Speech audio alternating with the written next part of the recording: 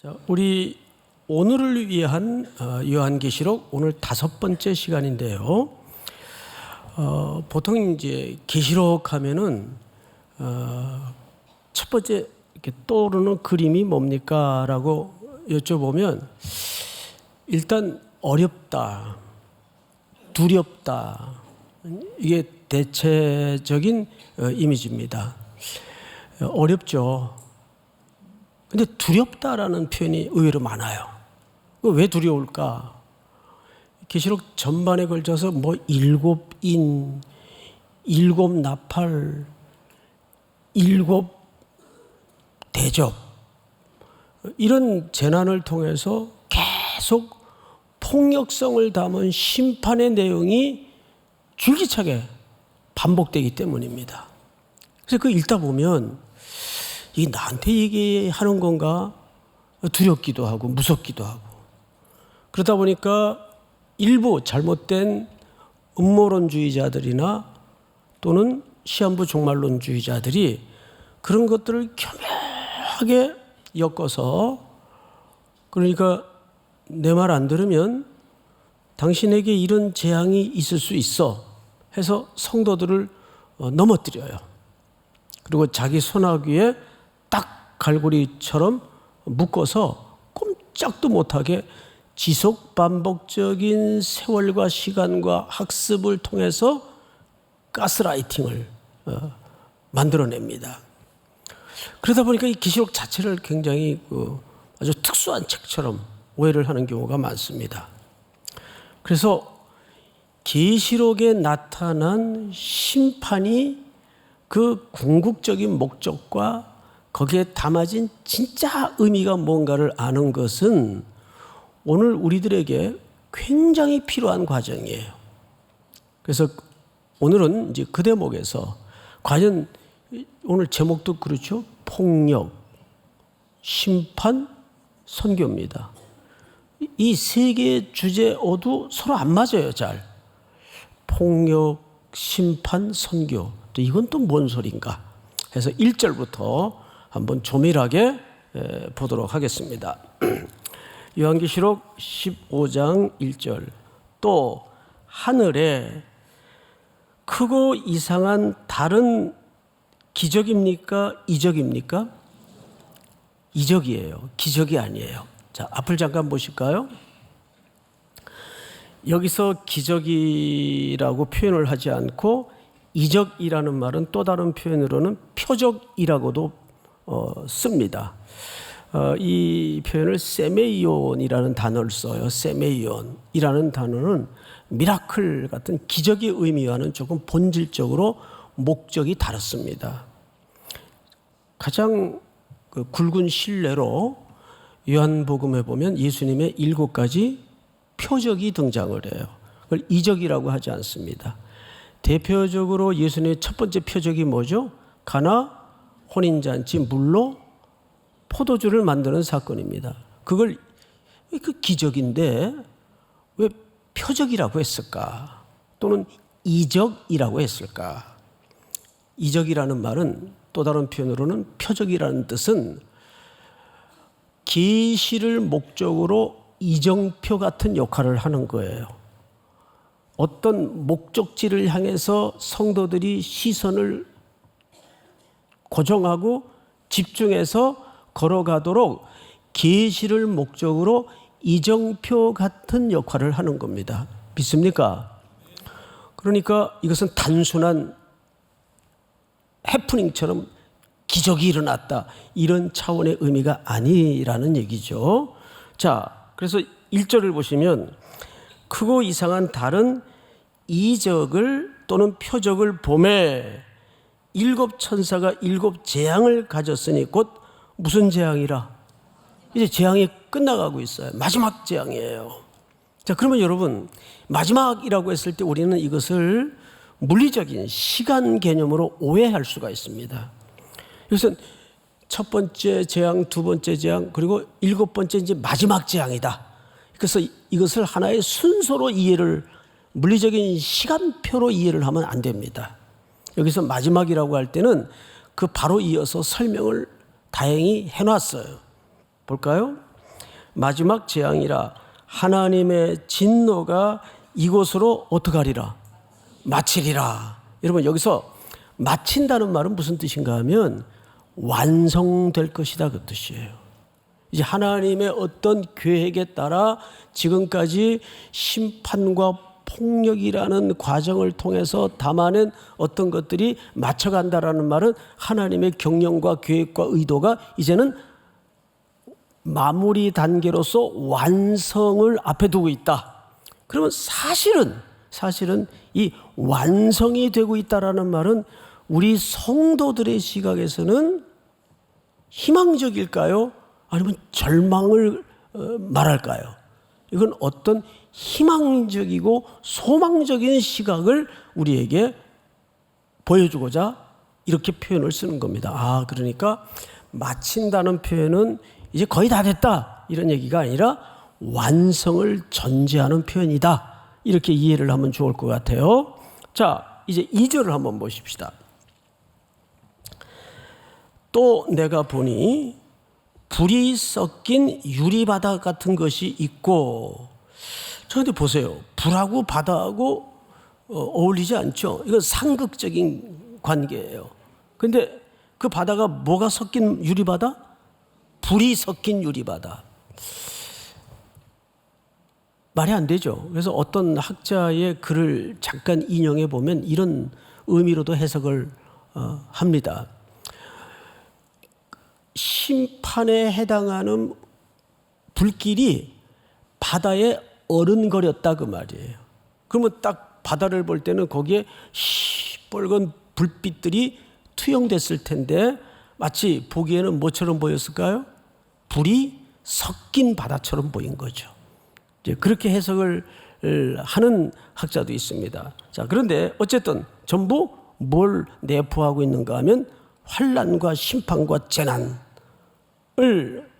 내포하고 있는 거예요.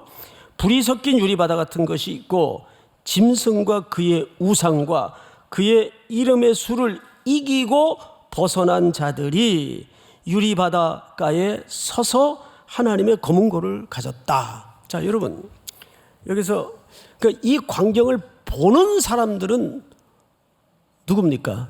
그 재난과 심판과 환난에서 벗어나고 구원함을 얻은 사람들이 그 심판과 마지막 최종적인 장면을 지금 유리바닷가에 서서 보고 있는 거예요. 믿습니까? 그러니까 하나님의 백성들이 겪는 재난을 얘기하는 게 아니라 그 최종적인 그림을 보고 있는 거예요.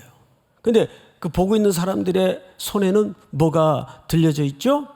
하나님을 찬양하는 악기가 들려져 있어요. 악기. 하나님을 노래하고 하나님을 칭송하는데 쓰임받는 악기가 들려져 있어요. 그리고 3절을 한번 볼까요? 하나님의 종 모세의 노래 어린 양의 노래를 불러 이르되.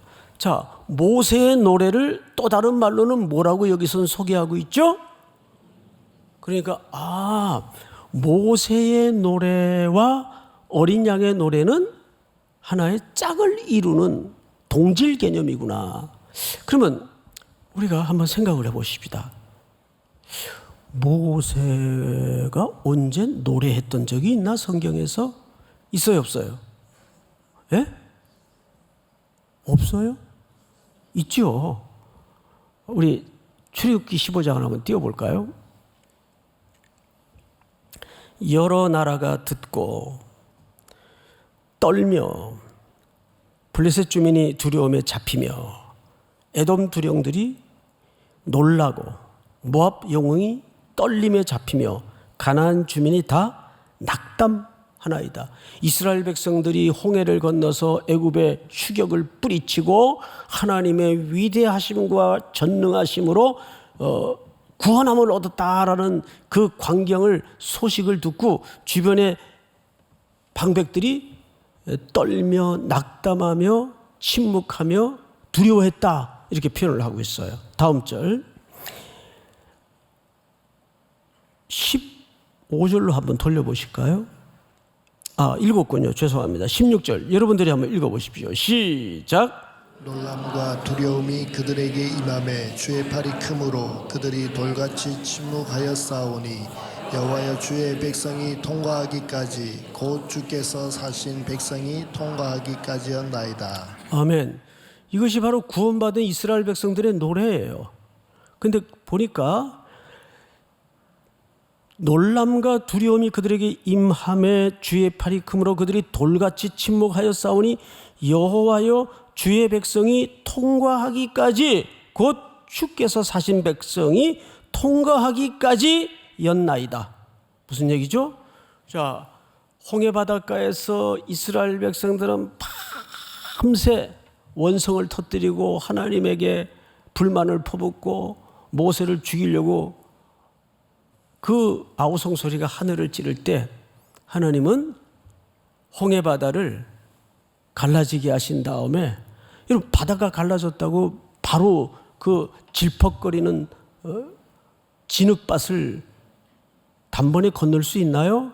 그러니까 성경에 보면 밤새 하나님께서 뜨거운 바람, 동편 바람을 불게 하셔서 동풍을 불게 하세요. 그래서 그 바닷길을 말리우십니다. 그래서 이스라엘 백성들이 바닷길을 건널 때에는 질퍽거리는 빠지는 길을 걷는 것이 아니라 마른 땅으로 건넜어요. 그러니까 그들의 원망이 하늘을 찌를 듯한 그 칠흑 같은 밤에도 하나님은 이스라엘 백성들을 위해서 동편 바람을 불게 하셔서 땅을 말리우고 계셨습니다. 그렇게 구원받은 주의 백성들이 미리암이 소고를 치고 온 백성이 동원할 수 있는 모든 악기는 다 동원해서 하나님의 구원하심을 하늘을 찌를 듯한 원성과 한숨과 비명과 눈물이 변해서 뭘로 바꾸셨습니까? 찬양과 노래로 바꾸시는 하나님이세요. 믿습니까? 그러니까 모세의 노래가 구약에 있어요, 없어요? 있죠. 그런데 그 모세의 노래를 오늘 계시록 마지막 책을 보니까 누구의 노래로 바뀌어져 있죠? 어린 양의 노래, 어린 양을 향한 노래. 그러니까 그 공로는, 모세의 노래는 하나의 모형이었다면 그 모형에 담아진 구약의 메시지의 완성은 누구로 완성이 되는 거예요? 어린 양의, 죽임당한 어린 양의 노래로 완성이 되는 겁니다. 그래서 모세의 노래는 곧 어린 양의 노래예요. 그걸 어떻게 할 수 있는가 하면 이들이 400여 년 동안에 바로의 압제 밑에서 고통당하고 신음하다가 10가지 재난과 재앙을 통해서 하나님이 바로를 치시고 애굽을 치셨습니다. 그리고 마지막 밤에 장자의 재앙을 통해서 하나님의 백성들이 모여 살던 고센 지역에는 어린 양을 잡아 문설주에 피 흘린 양의 피를 바르게 함으로써 사망이 그냥 통과하고 지나가게 만들었습니다. 그러니까 그들의 구원은, 사망에서 면제받은 것은 누구의 피의 공로입니까?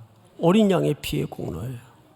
근데 구약에 그 어린 양이 무슨 양인지를 몰랐는데 신약으로 넘어와서 계시록에 나타난 어린 양의 피는 곧 죽임당하신 어린 양, 갈보리 언덕에 십자가의 구원을 완성하신 예수님의 피였다는 것을 노래할 수 있는 겁니다.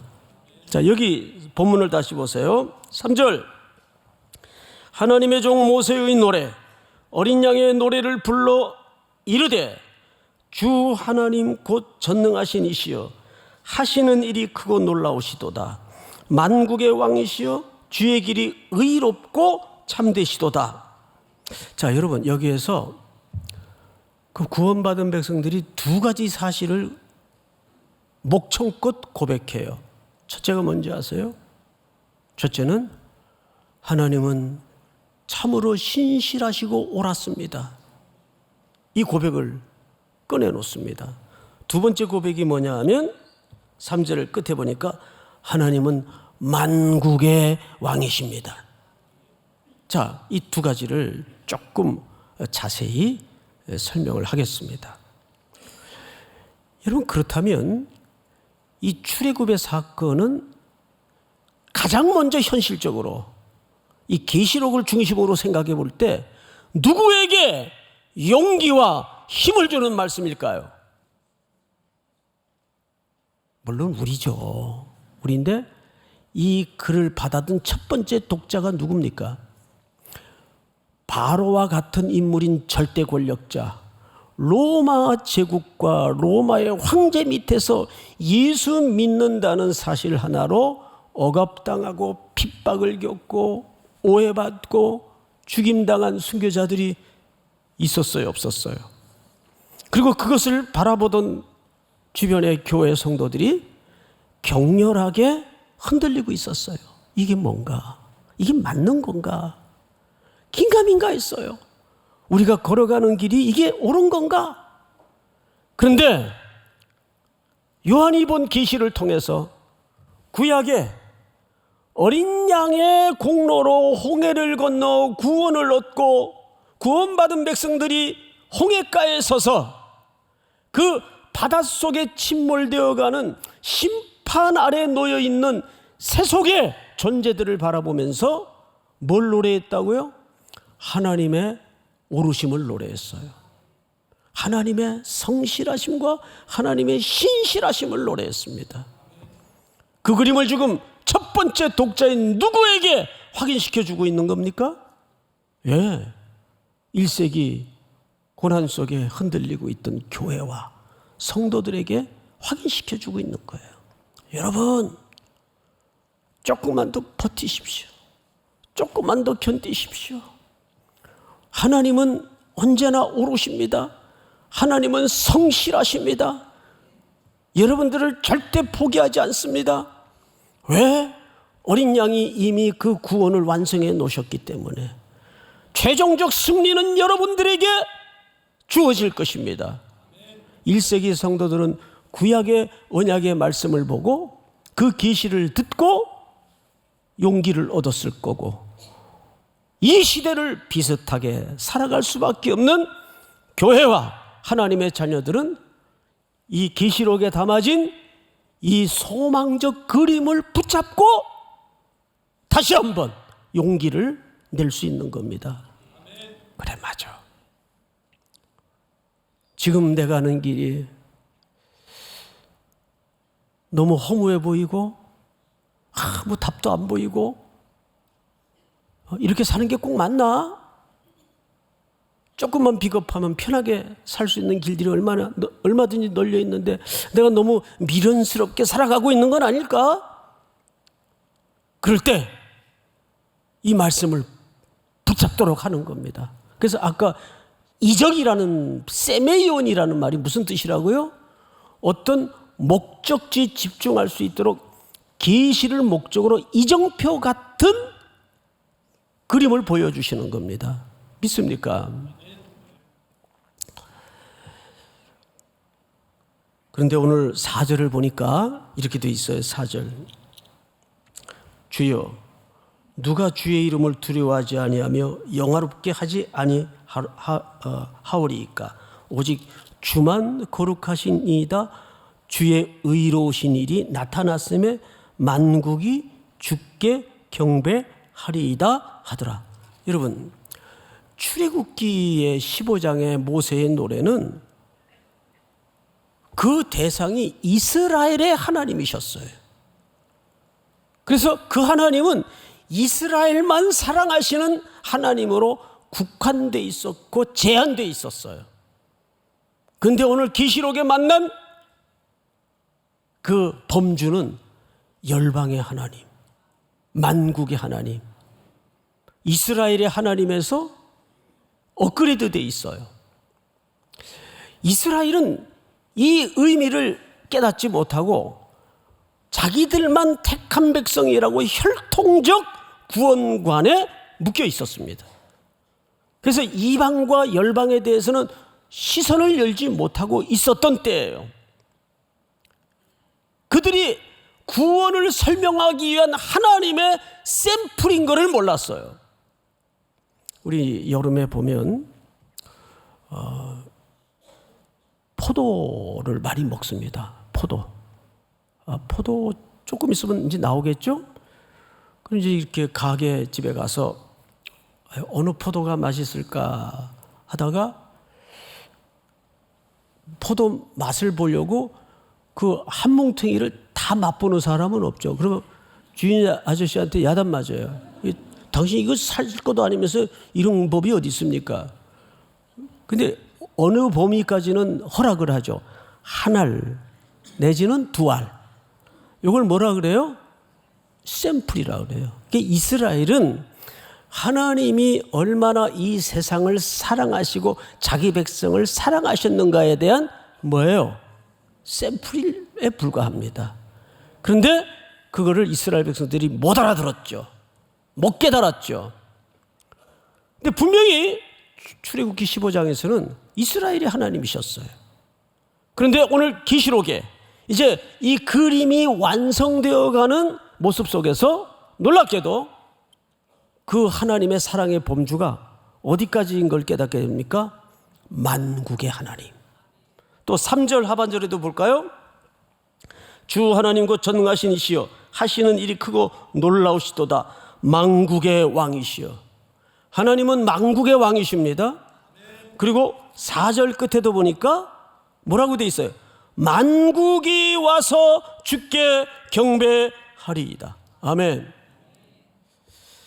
저도 이제 그 제주 선교 따라갔다가 어제 오후에 도착을 했어요.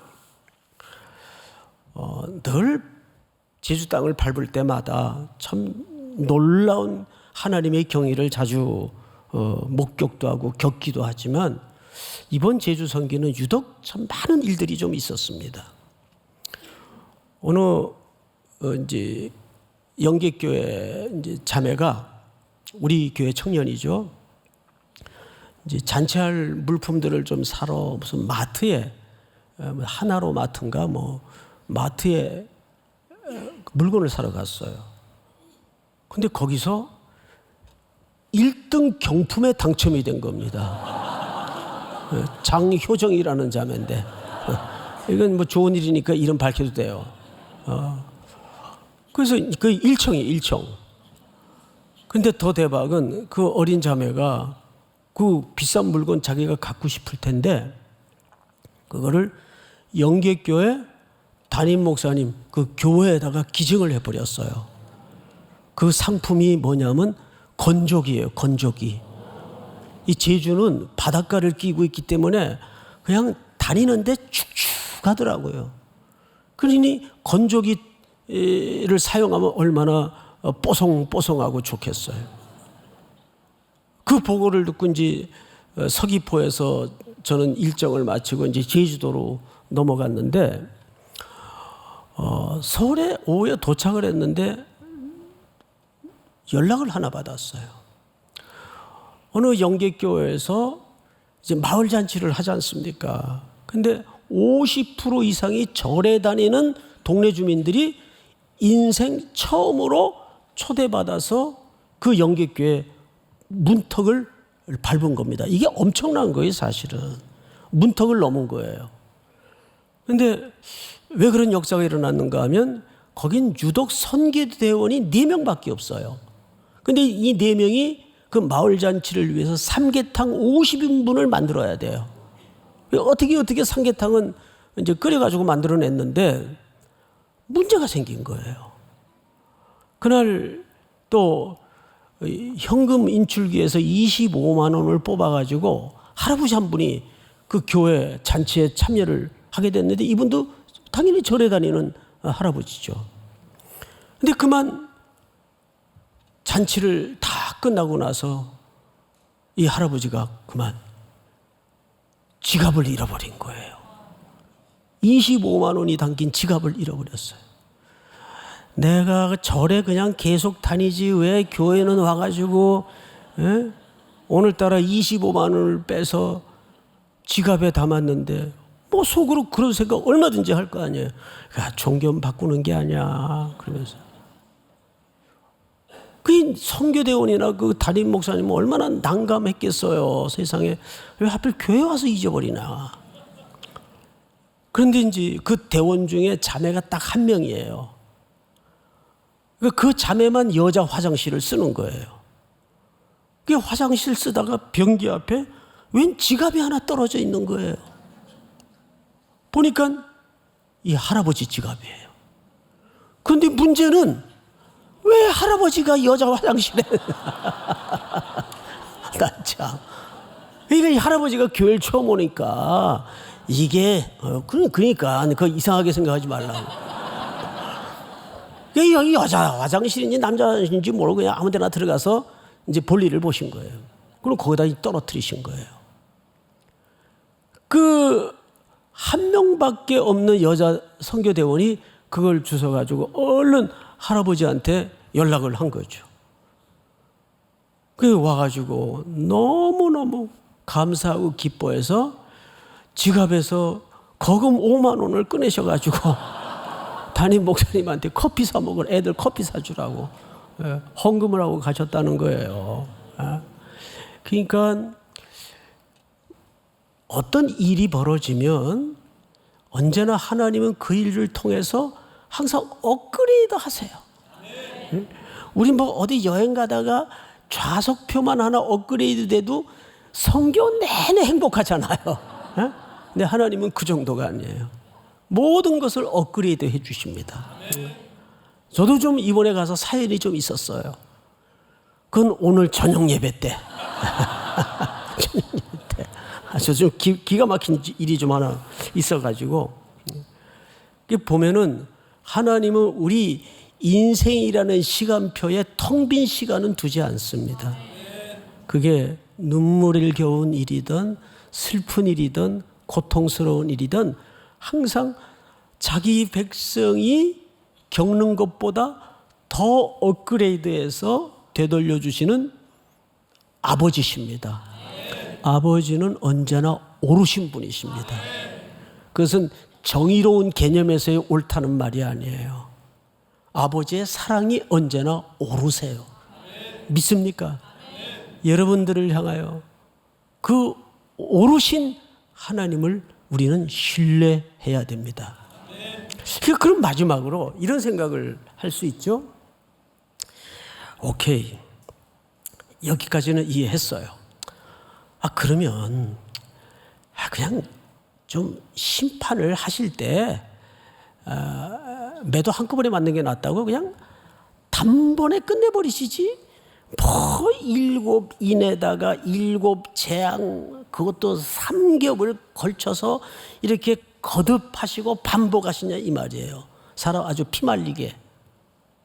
그렇잖아요. 그런데 교실 안에서의 풍경을 한번 생각해 보세요. 선생님이 들어오셨는데도 학생들이 안중에도 없이 그냥 도시락 열어놓고 냄새 피우고 책상에 올라가서 시시껄렁한 잡담하고 만화책 펴놓고 또 이상한 책 펴놓고 막 그러면 이제 선생님이 본래 목적인 수업을 진행하기 위해서는 어떻게 해야 돼요? 조용 조용 조용. 그러면 학생들을 조용히 하기 위해서 아무 잘못도 없는 이 탁자가 몇 대 얻어 맞아요. 예? 그런데 선생님 중에는 두 종류가 있어요. 제가 겪은 선생님 중에는 저희는 교실 그 칠판 밑에 항상 물 담은 양동이에다가 걸레자루를 뽑아가지고 한 3개 정도 항상 담아놨어요. 그리고는 이제 종례 시간에 잘못한 거 다 앞으로 불러내가지고 자, 몇 번 나와. 그러면 이제 선생님이 반장 소방차 불러라. 이제 엉덩이에 불이 날 테니까 이렇게 무도한 세월을 보냈어요. 60대 이상은. 예? 지금 그랬다면 큰일 나죠. 지금은 그래서도 안 되고 아주 미개한 세월을 살았어요. 그래서 사람이 이렇게 된 거예요. 예? 그 한두 번 두들기다가 말 안 들으면 본격적으로 심판해버리는 선생님이 계세요. 그런데 김용준 선생님이라는 분이 계세요.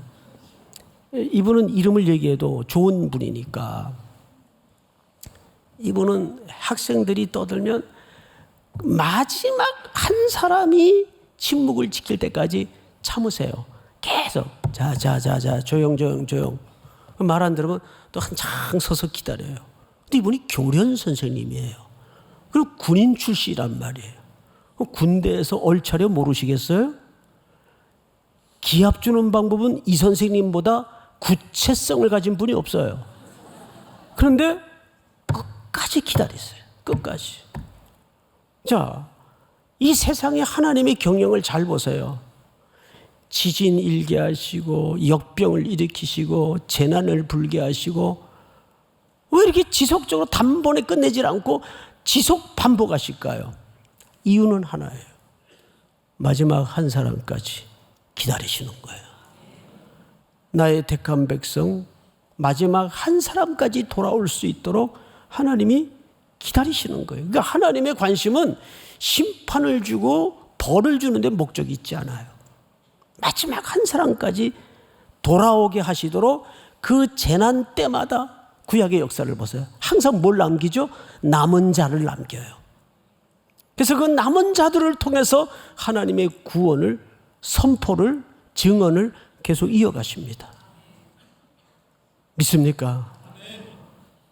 그러니까 하나님의 심판의 목적은 이 비틀려지고 어그러진 세상을 바로잡는 데 목적이 있어요. 그리고 파괴, 무너짐, 이런 폭력성의 그림은 여러분 생각을 집을 하나 새로 만드는데도 그 원래 낡고 누더기 같은 그 건물 세워놓은 채 해봐야 그건 수리밖에 안 돼요. 옳게 되지도 않고. 이걸 본격적으로 새 집을 만들려면 어떻게 해야 될까요? 무너뜨려야 돼요. 철저하게 기초까지 다 파내야 돼요. 그래야 거기에 새로운 집을 세울 수가 있습니다. 이게 하나님의 목적입니다. 두 번째 목적. 자, 계시록 21장 5절을 한번 볼까요? 보좌에 앉으신 이가 이르시되 보라 내가 만물을 어떻게 하노라? 고치는 게 아니에요. 새롭게 하노라. 그래서 예수 그리스도는 죽으셔서 부활하셔야만 했습니다. 그러니까 하나님의 심판의 두 번째 목적은 첫째는 비틀려지고 이뤄진 것을 바로잡는 데 목적이 있고 두 번째는 그것을 새롭게 하는 데 목적이 있어요. 근데 이 회개와 이 심판이 지속 반복되는 것은 마지막 한 사람까지 돌아오게 하는데 하나님의 심판의 목적이 있음을 기억하고 계시록은 하나님의 백성들에게 두려움의 책이나 무서움의 책이 아닙니다. 끝까지 하나님의 사랑이 얼마나 진득한 사랑인가를 우리에게 보여주시는 책임을 기억해서 여러분들의 삶의 현장에서 또 남은 선교 일정이 주 안에서 형통할 수 있도록 계속 기도해 주시고 살아내는 순종이 있기를 축원합니다. 다 일어나십시다. 물이 바다 덮음같이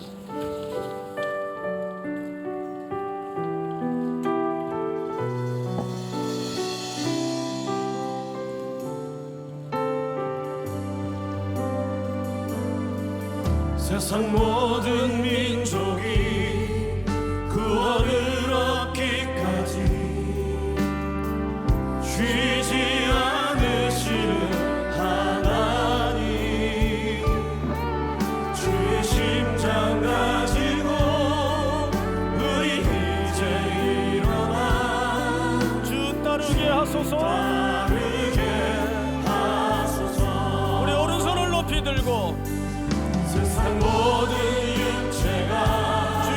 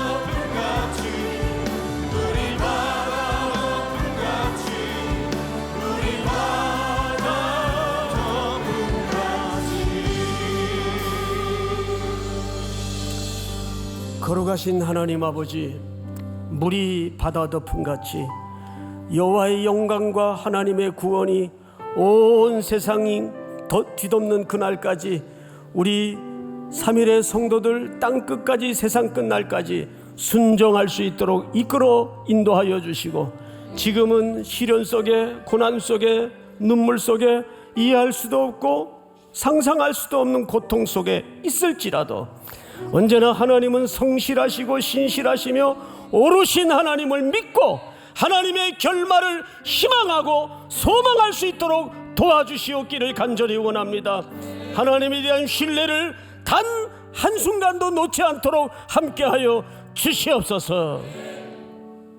지금은 우리 구주 예수 그리스도의 은혜와 아버지의 사랑과 성령님의 교통하심이 오늘 머리 숙여 경배를 드리는 사랑하고 사랑하는 귀한 3일의 성도들, 해외 군에 멀리 출타해 있는 가족, 복중의 생명까지 제주 땅의 선교대원들 머리 위에 이제로부터 영원토록 함께 있을지어다. 아멘.